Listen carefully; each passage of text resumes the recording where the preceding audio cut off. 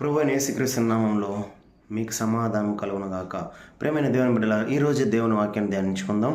మత్తయి సువార్త 4:17 ధ్యానించినట్లయితే, అప్పటి నుండి యేసు పరలోక రాజ్యం సమీపించున్నది గనుక మారు మనసు పొందుడని ప్రకటించుచు మొదలుపెట్టెను.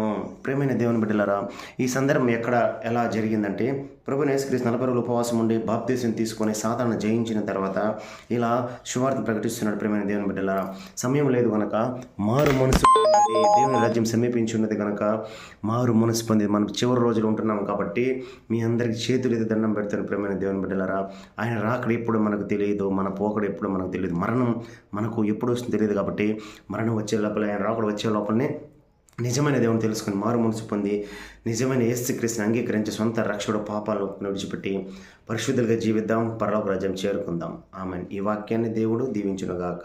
God bless you.